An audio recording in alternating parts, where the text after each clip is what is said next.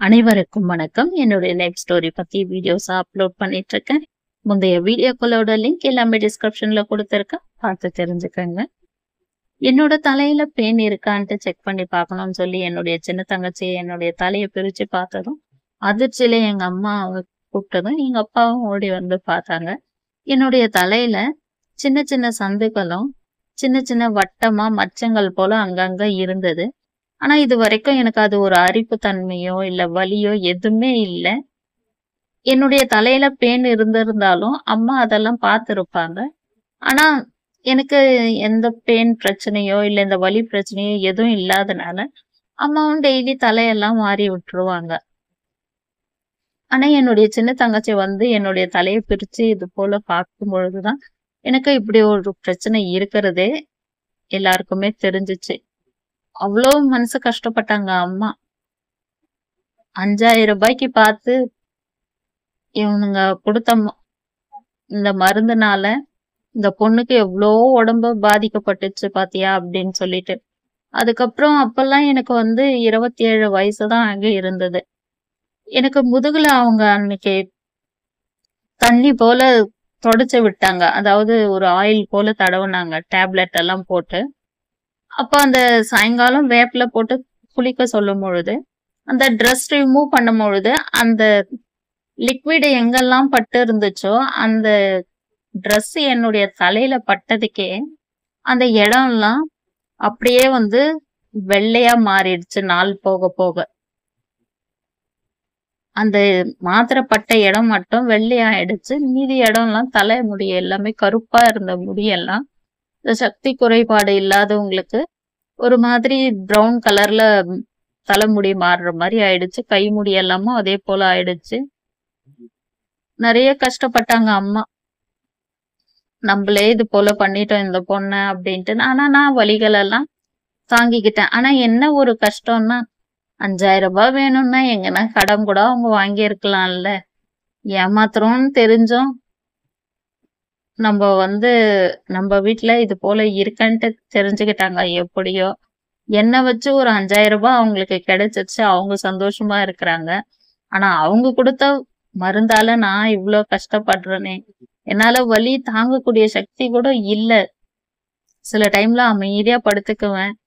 கடவுளே என்ன பண்றது, நான் அழுகுறேன்றதுக்காக அவங்களுக்கு ஏதாச்சும் கொடுத்துறாதீங்க. ஏன்னா அப்பா சில டைம்ல சாபனம் கொடுப்பாருன்ட்டு சொல்லியிருக்கேன் இல்லையா. அப்படி அவங்க அப்பா கொடுக்கும் பொழுது நான் கடவுள்கிட்ட என்ன வேண்டுவேன்னா, சப்போஸ் அவங்க 2 வீலர்ல போறாங்களோ இல்ல பஸ் ஏறுறாங்களோ இல்ல ஸ்டெப்ஸ் இறங்குறாங்களோ, அப்பா திட்டுறதால அவங்க கீழே விழுந்துருவாங்களோ இல்ல வண்டியில இருந்து ஆக்சிடென்ட் ஆயிடுமோ, இது போல எல்லாம் மனசுல நினைச்சுப்பா. அது போல எல்லாம் ஆகக்கூடாதுன்ட்டுன்னு நான் இப்படி எல்லாம் கொஞ்சம் யோசிச்சதாலதான் என்னவோ கடவுள் வந்து எனக்கு இப்படி எல்லாம் வலிய கொடுத்துட்டாரு. அப்புறம் நாள் பட போட அந்த வலியும் எல்லாத்தையுமே நானே அப்படியே சமாளிச்சுட்டேன். அட போடா, சாப்பிட்டா வயிறு வலிக்க போகுது அது மட்டும் தெரிஞ்சு போச்சு அப்படின்ட்டு இப்படியே நாட்கள் கடந்துட்டே வந்துச்சு. என்னோட அம்மாவும் 100 நாள் வேலைக்கெல்லாம் போகும் பொழுது வீட்டுல நானு என்னுடைய தம்பி ஒய்ஃபு அப்பா நாங்க 3 பேரு தான் இருப்போம். அப்பா எப்பவுமே அவரோட ரூம்ல இருப்பாரு. நானும் என் தம்பி ஒய்ஃபும் டிவி பார்த்துட்டு இருப்போம். திங்கட்கிழமை ஆனா மட்டும் காலையிலேயே ஒரு வாட்டி அவங்க அப்பா அம்மாவை பாக்குறதுக்காக சந்தைக்கு போயிட்டு வரும். என்னோட தம்பி மாமியார் வீடும் பக்கத்துலதான், ஒரு 3 தெரு 4 தெரு தள்ளி தான். அதால மத்த டைம்ல அம்மா வீட்டுல இருக்கும் பொழுது என்னோட தம்பி ஒய்ஃபு அவங்க அம்மா வீட்டுக்கு போயிட்டு அன்னைக்கவே வந்துரும். இப்படிதான் எங்களோட நாட்கள் போயிட்டு இருந்துச்சு. அம்மா அங்க கிளம்பி போயிட்டாங்கன்னா எனக்கு சாப்பாடு போட்டு விடுறேன் அப்படின்ட்டு எல்லாம் சொல்லும். இருந்தாலும் நான் வந்து வேணாம், நான் அம்மா வந்துட்டோம் அப்பவே சாப்பிட்றேன், எனக்கு வந்து வயிறு வலிக்கும், நீ என்ன பண்ணுவ அப்படின்ட்டு எல்லாம் நான் கேட்பேன். ஏன்னா அதுவும் ஆள் மெலிசா இருக்கும். அதால தூக்கெல்லாம் முடியாது. வேணும்னா டீ வச்சு கொடுக்கும். இது போலதான் எங்களோட நாட்கள் போயிட்டே இருந்தது. அதுக்கப்புறம் ஒரு நாள் சந்தோஷமான விஷயத்த சொன்னாங்க. பிரெக்னெண்டா இருக்கும் அப்படின்றது போல சொல்லுச்சு. ரொம்ப ஹாப்பி ஆயிட்டாங்க அம்மா. ஹாஸ்பிட்டலுக்கு போறது எல்லாமே கன்ஃபார்ம் பண்ணிட்டாங்க. கன்ஃபார்ம் ஆகிட்ட பிறகு கேர்ஃபுல்லா பாத்துக்கணும் அப்படின்னு. எங்க அம்மாக்கு என்னன்னா, அவங்களுக்கு அவங்க மாமியார் கிட்ட பட்ட கஷ்டம் நம்ம மருமகளுக்கு கொடுக்க கூடாது அப்படின்றதால அம்மா வந்து அவங்கள வந்து ரொம்ப கேர்ஃபுல்லா பாத்துக்கிட்டாங்க. ஒரு பொண்ணு மாதிரி தான் பாத்துக்கிட்டாங்க. கொஞ்சம் மிஸ் அண்டர்ஸ்டாண்டிங் 2 பேருக்குமே. இருந்தாலும் அம்மா அத வந்து கேர் பண்ணிக்க மாட்டாங்க. தம்பி கிட்ட சொல்லுவாங்க. ஆனா தம்பி வந்து அது என்னன்னு கூட கண்டுக்கவே மாட்டான். அப்படிதான் ஒரு நாள் செம மழை. வேலூர்ல வந்து கரண்ட் அடுப்பு வாங்குனா, சில பொருட்கள தராங்கன்னு சொல்லி இந்த தெருவெல்லாம் சொல்லவே, என்னோட அம்மாவும் அங்க நம்ம கண்டிப்பா போகணும் அப்படின்னு சொல்லி எங்க அப்பா கிட்ட எப்படியோ அதுக்கு சம்மதம் வாங்கி வேலூருக்கு கிளம்புறதுக்கு இருந்தாங்க. அப்ப என்னோட தம்பி ஒய்ஃப் சொல்லுச்சு, இன்னைக்கு அவருக்கு லீவுமா, நாங்க 2 பேரும் ஊருக்கு போயிட்டு வந்துருவோம் இன்னைக்கு சாயங்காலமே அப்படின்ட்டு சொல்லும்பொழுது, அம்மா ஒரு வார்த்தை சொல்லிட்டாங்க. அதாவது, இப்ப வேணாம் இறாம்மா, ஒரு 5 மாசம் ஆகிட்டோம். இப்பதானே 3 மாசம்லாம் ஸ்டார்ட் ஆக போகுது. 5 மாசம் ஆயிடுச்சுன்னா எந்த ஒரு பயமும் இல்ல. அப்ப போய்க்கோ அப்படின்னு சொல்லிட்டோன்னு சரின்ட்டு நின்னுடுச்சு. அம்மா அப்பாவும் கிளம்பி போயிட்டாங்க. இப்போ அன்னைக்கு தம்பிக்கு லீவ் இருந்ததால அவனும் அவனோட ஒய்ஃபும் ஹால்லயே டிவி உட்காந்து பார்த்துட்டு இருந்தாங்க. நானும் இந்த பக்கம் செவுத்துக்காக உட்காந்துட்டு இருந்தேன்.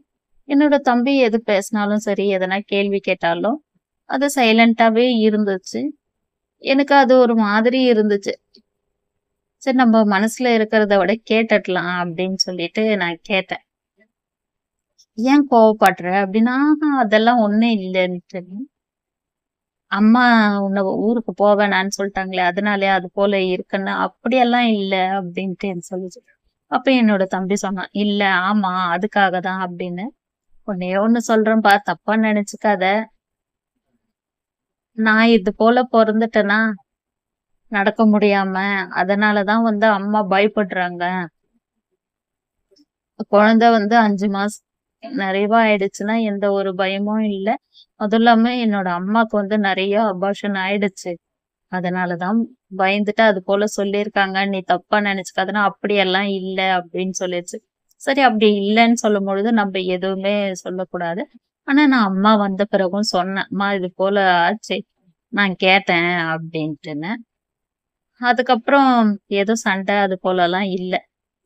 அப்படியே நாட்கள் கொஞ்சம் கொஞ்சமா போயிட்டே இருந்தது. அதன் பிறகு என்னோட அம்மாக்கு எனக்கு கொலுசு வாங்கி தரணும்னு ரொம்ப ஆசைப்பட்டாங்க. ஆனா என்னோட அப்பா என்ன பண்ணாருன்னா, அது என்ன நடக்கவா நடக்குது, அதுக்கு எதுக்கு கொலுசெல்லாம் சும்மா கேட்டுன்னு இருக்கிறேன். சரி, ஏதாச்சும் தங்கத்துல வாங்கி கொடு அப்படின்னு சொன்னாலாம் அதுக்கும் ஒத்துக்க மாட்டாங்க. சரி, இதை வெள்ளியாச்சும் வாங்கி கொடுக்கலாம் அப்படின்னு அம்மா கேட்டாங்க. அப்பயும் அவங்க வந்து ஒத்துக்கல. சும்மா வேஸ்டா எதுக்கு, அந்த பொண்ணு இப்படி உட்கார வைக்கும் பொழுது கால் இதுவாகி அதுக்கு அந்த செயின் அறுந்துரும், அது தேவையா அப்படின்றது போல எல்லாம் கேட்டுட்டு இருக்குவேன். எங்க அம்மாவுக்கு ரொம்ப கோவம். நம்ம பொண்ண நீயே வந்து இது போல எல்லாம் சொல்லிட்டே இருக்கிற எப்ப பார்த்தாலும், அது மனசு கஷ்டப்படாதா, அது எதிர்க்கவே சொல்றீங்க அப்படின்ட்டு எல்லாம் சொல்லிட்டு இருந்தாங்க. அட விடுமா, எனக்கு தேவையே இல்லை அந்த கால் செயின்லாம், நீ தான் எல்லாத்தையும் போயிட்டு போயிட்டு சும்மா சும்மா கேட்டுனுக்க அப்படின்ட்டு நான் சொல்லியிருந்தேன். என்னோட அப்பாக்கு எது சீப் ரேட்ல கிடைக்குதோ அத உடனே வாங்கிடணும்னு ஆசைப்படுவாரு. அப்படிதான் ஒரு நாள் தெருவு மேல ஒரு வேன் போச்சு. ஆந்திரா சைட்ல இருந்து அரிசி மூட்டைகள்லாம் எடுத்துட்டு வந்திருந்தாங்க. 500 ரூபாய் மூட்டைன்னொன்னே முதலாளி இவருதான் நிக்கிறாரு. எங்க அம்மா அந்த அரிசியை பார்த்துட்டு நல்லாதான் இருக்குன்றது போல சொன்னாங்க. மெலிசா தான் இருந்துச்சு. உடனே எங்க அப்பா ஒரு மூட்டையை வாங்கிட்டாரு. சரின்னு அந்த அரிசியை நாங்க சமைச்சு பார்த்தா அவ்ளோ குண்டு குண்டு அரிசியா மாறிடுச்சு அது. சாப்பிடவே முடியல. ரொம்ப கஷ்டமாயிடுச்சு. என்னோட அம்மா சொன்னாங்க, இந்த அரிசிய வந்து அந்த பொண்ணுக்கு எப்படி நம்ம போடுறது? அவங்க வீட்ல எல்லாம் நல்ல சாப்பாடு சாப்பிட்டுச்சு. அரிசியெல்லாம் நல்லதா சாப்பிட்டுட்டு, இத எப்படி இத சாப்பிடுறது? ஒரு வேளை சாப்பிட்டோம். ஆனா அது எங்களுக்கு செட் ஆகல. ஆனா எங்க அப்பா கிட்ட சொன்னா, அப்ப அத எடுத்து கொட்டிறத்தான்னு சொல்லி திட்டுவாங்க. அப்படி இல்லன்னா, அந்த அரிசி மூட்டைய வந்து நாங்க இட்லிக்கு யூஸ் பண்றோம்னாலும் ஒத்துக்க மாட்டாரு. அதனால அம்மாக்கு என்ன பண்றதுன்னு தெரியல. அதன் பிறகு கடைக்கு போனாங்க. போயிட்டு வரும்பொழுது பார்த்தா, ஒரு பாக்கெட்ல அரிசிய வாங்கிட்டு வந்திருந்தாங்க. என்னத்துக்குமான்னா, இல்லம்மா அந்த பொண்ணுக்கு வரைக்குமாச்சும் ஒரு டம்ளர் அரிசி அதுக்கு தனியா செஞ்சுக்கலாம். இந்த அரிசி நம்மளும் வரைக்கும் கூட சாப்பிட்டுக்கலாம். அது பாவம் அவங்க வீட்ல நல்ல அரிசி எல்லாம் சாப்பிட்டு வளர்ந்துச்சு அப்படின்ட்டு சொன்னாங்க. சரிம்மா அப்படின்ட்டு நானும் சொல்லிட்டேன். அதன் பிறகு அதுக்கு சமைச்ச பிறகு ஆனா அது ஜெயாக்கும் குடுங்க. எனக்கு மட்டும் நான் மட்டும் எதுக்கு இவ்ளோ சாப்பாடு? ஜெயாக்கும் குடுங்க. அதுக்கும் இது போலலாம் பிடிக்காது இல்லன்னு சொல்லுவாங்க. அதன் பிறகு அந்த சாப்பாடு எங்க 2 பேருக்குமே அம்மா டெய்லி குடுப்பாங்க. அரிசி ஆயிடுச்சுன்னா அம்மா போயிட்டு வாங்கிட்டு வருவாங்க. அப்போ ஒரு நாள் அம்மாக்கு பூ கட்டுற காசும் வரல. 100 நாள் வேலை காசும் வரல. என்னோட பென்ஷனும் அப்ப வரல. ரொம்ப கை டைட் ஆயிடுச்சு காசு இல்லாத. அப்போ என்னோட தம்பி கிட்ட சொன்னாங்க, "அது சாப்பாடு செய்யணும்ப்பா. டைமுக்கு உன் பொண்டாட்டிக்கு சாப்பாடு குடுக்கணும் இல்லையா? இல்லன்னா வயித்துல இருக்கிறவரு ஆ கத்த ஆரம்பிச்சுருவாங்க. இல்ல உதைக்க ஆரம்பிச்சுருவாங்க. நீ போயிட்டு அரிசி வாங்கிட்டு வந்துட்டீன்னா, நானு சாப்பாடு ரெடி பண்ணிடுவேன். குழம்பெல்லாம் ரெடியா இருக்குது" அப்படின்ட்டு சொல்லிருந்தாங்க. "எவ்வளோ வாங்கிட்டு வரட்டும்?" அப்படின்ட்டு கேட்டான். "1 கிலோவே வாங்கிட்டு வா போதும்" அப்படின்ட்டு சொன்னாங்க. அப்புறம் என்ன கிராஸ் பண்ணி இப்படி போனவன், என்ன இப்படி பார்த்துட்டே போனான். மறுபடியும் ரிட்டர்ன் கிச்சனுக்கு போனான். அவன் சொன்ன வார்த்தை என்னோட காதுல கேட்டுடுச்சு. அந்த செகண்டே என் கண்ல தண்ணி வந்துடுச்சு. நான் இருந்தாலும் ஆ கண்ட்ரோல் பண்ணிக்கிட்டேன். அப்ப அவன் கேட்ட கேள்வி என்னன்னா, "அம்மா, நான் இந்த அரிசி வாங்கிட்டு வந்து குடுத்தேன்னா, என் பொண்டாட்டிக்கு மட்டும் இந்த சாப்பாடு செஞ்சு போடுவியா? இல்ல ஜெயாக்கும் இதுல சாப்பாடு குடுப்பியா?" அப்படின்னு கேட்டான். உடனே எங்க அம்மா சொன்னாங்க, "நான் உன் பொண்டாட்டிக்கு மட்டுமே செஞ்சு குடுக்குறேன்ப்பா. ஜெயாக்கு நம்ம வீட்டு சாப்பாடே குடுத்துக்கிறேன்" அப்படின்ட்டு சொல்லிட்டாங்க. அதன் பிறகு அம்மா அப்பா வாங்கியிருந்த அந்த அரிசியே எடுத்துட்டு வந்து எனக்கு ஊட்டும்பொழுது அழுதாங்க. "நான் இருக்கும் பொழுதே உனக்கு இந்த நிலைமை. நான் இறந்து போயிட்டேன்னா, உன்னுடைய நிலைமை எப்படி இருக்குமோ தெரியல. எனக்கு முன்ன நீ செத்து போயிடணும்" அப்படின்றது போல அம்மா சொல்லியிருந்தாங்க. அப்பல்லாம் நானு மனசுல என்ன நினைச்சுப்பேன், "அம்மா, நீ இருக்கும் பொழுதே தான் நான் செத்து போயிடணும். ஏன்னா, நான் செத்து போய் நீ ஒரு 1 வருஷம் இல்ல 10 வருஷம்னா நல்லா சந்தோஷமா இருந்துட்டு வரணும். என்ன தூக்காம, என்ன தொடாம, நீ எல்லா இடத்துக்கும் ஃப்ரீயா போயிட்டு வரணும்." அப்படி எல்லாமே நான் யோசிப்பேன். என்னோட அம்மாகிட்ட கையில காசு வரும்பொழுது அரிசி வாங்கி குடுத்தாங்கன்னா, அப்ப மட்டும் எனக்கு அந்த அரிசிய சாப்பிடுவேன். என்னோட தம்பி வாங்கி குடுத்தான்னா, அதுலருந்து நான் எதுவுமே எடுக்கவே மாட்டேன். அவனோட கல்யாணத்துக்கு முன்னாடி எனக்கு மாசம் ரூ. 100 குடுப்பான். அத வச்சு நான் உள்ளன்லாம் வாங்கி வச்சுப்பேன். என்னைக்கு அவனுக்கு கல்யாணம் ஆச்சுன்னு தெரிஞ்சுச்சோ, அதுக்கப்புறம் அவன்கிட்ட இருந்து நான் காசு எதுவுமே வாங்குறதில்ல. ஏன்னா, அவனுக்குன்னு ஒரு ஃபேமிலி ஆயிடுச்சு. நம்ப அதெல்லாம் வாங்கக்கூடாது. நமக்கு தான் அம்மா வாங்கி தராங்கல்ல, அப்படின்னு சொல்லிட்டு அவன்கிட்ட நான் எதுவுமே வாங்குறதில்ல. அவன் இப்படி ஒரு வார்த்தைய சொன்னதாலயும், அத நான் மைண்ட்ல வச்சுக்கிட்டேன். அதன் பிறகு அப்படியே நாட்கள் போயிட்டே இருந்துச்சு.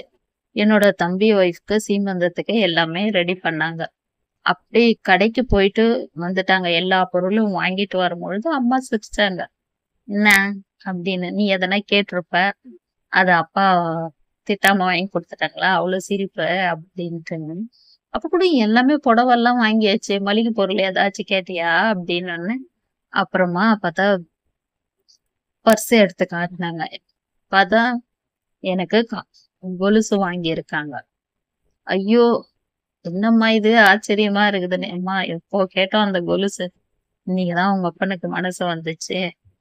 வாங்கி கொடுக்கறதுக்கு போட்டுக்கம்மா" அப்படின்ட்டு சொல்லியிருந்தாங்க. அது ஃபுல்லா அப்படியே கத்தி மாரி சீவி வச்ச மாரி மொத்த டிசைனுமே. அது போட்டு விட்டுட்டாங்க. சவுண்ட் எல்லாமே கம்மியா இருந்துச்சு. "அம்மா, ஏம்மா சவுண்ட் கம்மி? ஏன் உனக்கு சவுண்ட் வேணுமா?" "இல்ல எல்லாரும் போடுறாங்க. அந்த மாரி இருக்கும்ன்ட்டு பார்த்தேன்" அப்படின்னு. "சரி, இப்ப இத போட்டுக்கோ. இன்னொரு நாளைக்கு நம்ப இத மாத்திட்டு கூட வாங்கிக்கலாம். இது உங்க அப்பா வாங்கி குடுத்ததே எவ்வளோ பெருசு" அப்படின்ட்டு சொன்னேன். சரி நான் போட்டுட்டேன். ஆனா, எனக்கு போட்டுட்ட பிறகு அப்படி உட்காரும்பொழுது அந்த மொத்த டிசைனும் என் கால அப்படியே குத்துற மாதிரியே இருக்கும். அளவுக்கு அதிகமா குத்தும். எனக்கு ஏன்டா கால் செயின் வாங்கி போட்டோமோ அப்படின்றது போலவே ஆயிடுச்சு. இப்போ சீமந்தத்துக்கு போறதுக்காக அத அப்படியே கால்லயே போட்டு விட்டுட்டாங்க. சீமந்தம் நாளான்னைக்கு நடக்குதுன்னா, இன்னைக்கே எனக்கு கால் செயின் வாங்கி போட்டுட்டாங்க. ஆனா சீமந்தத்து அன்னைக்கு பார்த்தாவே என்னுடைய கால் செயின் அப்படியே கருத்து போச்சு. காரணம் என்னன்னா, இவங்க குடுத்த அந்த டானிக் எல்லாம் வந்து அதாவது கஷாயம் குடிச்சேன் இல்லையா? அந்த கஷாயத்தால என் உடம்புல வந்து நெறைய மாற்றங்கள் ஏற்பட்டது. வெள்ளின்றது வந்து சூடு உடம்பா இருந்துச்சுன்னா, கொஞ்ச நாள் கழிச்சு அது கருப்பா ஆகும்னு சொன்னாங்க. ஆனா எனக்கு கால் செயின் வாங்கி 3வது நாள்லயே அது கருத்து போயிடுச்சு. ஆனா, நமக்கு தெரிஞ்ச கடையில தான் எடுத்தது. எந்த பிரச்சனையும் கிடையாது. ஆனா, இது போல எனக்கு சூடு உடம்புனால இப்படி எல்லாமே எனக்காக எடுக்கிறது, நான் ஏதாச்சும் சாப்பிடுறது எல்லாமே எப்படியா இருந்தாலும், அந்த மருந்து ஒரு பிரச்சனையால எனக்கு இப்படியே போயிடுச்சு. ஆனா, என்னுடைய தம்பி இது போல சொன்னான் அப்படின்றதெல்லாம் நான் என்னோட தம்பி ஒய்ஃப்க்கெல்லாம் எதுவுமே சொன்னது கிடையாது. என்னோட தம்பி ஒய்ஃப் வந்து டெய்லி அது சொல்லிடும். "அம்மா நீ ஜெயாவ ரெடி பண்ணி கூட்டிட்டு வந்து இங்க உட்கார வச்சுரு. நானே தலைலாம் வாரிடுறேன்." அப்படின்ட்டு சொல்லும். அது காலையில தலை வாரும் பொழுதும் சரி, சாயங்காலத்துல தலை வாரும் பொழுதும் எனக்கும் தலைவாரி, எனக்கும் பவுடர் அடிக்கும். நான் சொல்லுவேன், "எனக்கு பவுடர் எல்லாம் வேணாம். எனக்கு பவுடரே பிடிக்காது." "அட பரவாயில்ல இரு ஜெயா" அப்படின்ட்டுன்னு. அப்ப அம்மா சொல்லுவாங்க. அப்பல்லாம் ஆ கல்யாணம்லாம் ஆகி மருமக வீட்டுக்கு போனா, மச்சினனோ இல்ல நாத்தனாரோ குழந்தைங்கலாம் இருக்கும்பா. அப்போ அண்ணிங்க தான் வந்து பாத்துக்குவாங்களாம். அந்த மாரி உனக்கு வந்து என் பொண்ணு கிடைச்சிருச்சுல்ல அப்படின்னு சொல்லிட்டு, அதுக்கு வந்து 7ஆம் மாசம் அது போலலாம் பூ முடிக்க வந்தப்ப கூட, அவங்க எல்லாருமே சொன்னாங்க. "வாம்மா கிளம்பலாம், வீட்டுக்கு போலாம்" அப்படின்னோனே, "இருங்க, நான் ஜெயாக்கு தலை வாரிட்டு தான் வருவேன்" அப்படின்ட்டெல்லாம் சொல்லுச்சு. அது நல்ல குணத்துல தான் இருந்துச்சு. ஆனா, என்னுடைய தம்பி நல்ல குணமா இருந்தவனுக்குள்ள, அதுபோல ஒரு எண்ணம் நம்ப அக்காக்கு மட்டும் குடு அதாவது நம்ப ஒய்ஃப்க்கு மட்டும் குடுப்பாங்களா? இல்ல நம்ப அக்காவுக்கும் சேர்த்து குடுப்பாங்களான்னு. அவனோட நல்ல குணம் இருக்குது. ஆனா அன்னைக்கு தான் என்னுடைய அம்மாகிட்ட அவன் சொன்ன அந்த விஷயத்த கேட்டு, எனக்கு ரொம்ப மனசு கஷ்டமாயிடுச்சு. அதன் பிறகு அவன்கிட்ட நான் எதையுமே கேட்டுக்கிறது கிடையாது. எனக்கு இத வாங்கி குடுன்ட்டும் கேட்கறது கிடையாது. அப்படியே நாட்களும் போச்சு. சில பிரச்சனைகளும் வந்தது. எங்க குட்டி பையனும் பொறந்தான் ஹாஸ்பிட்டல்ல. ஹாஸ்பிட்டல்ல பொறந்த பிறகு, அவங்க அம்மா வீட்டுக்கு போயிட்ட பிறகு, இங்க கூட்டிட்டு வந்தாங்க. ஆனா வந்து, அவங்களுக்கு தனியா வீடு வேணும், அப்படி இருந்தா தான் வருவோன்றத போல சொல்லிட்டதால, அப்புறம் நமக்கு தெரிஞ்ச ஒரு இடத்துல வாடகைக்கு பார்த்து, அவங்க தனியா போயிட்டாங்க. நாங்க 3 பேரும் மறுபடியும் தனியாவே ஆகிட்டோம். குடும்பத்துல வந்து பிரச்சனைகள் வர்றது தான். அது முதல்லயே தனியா வச்சிருக்கணும். எங்க அம்மா பண்ண தவறு அது. எப்போ சொல்லுவாங்க தனியா வைக்கணும்னு. ஆனா அப்பல்லாம் எங்களுக்கு வீடு கட்ட முடியாதனால, அது அப்படியே ஒரே வீட்ல இருந்துட்டோம். பல பிரச்சனைகள் வந்த பிறகு தம்பி தனியா போயிட்டான். நாங்க தனியா ஆயிட்டோம். இதன் பிறகெல்லாம் என்னோட லைஃப்ல என்ன ஆச்சுன்றத பத்தி தெரிஞ்சுக்கணும்னா, அடுத்த வீடியோல சொல்றேன். இந்த வீடியோ பிடிச்சிருந்தா லைக் பண்ணுங்க.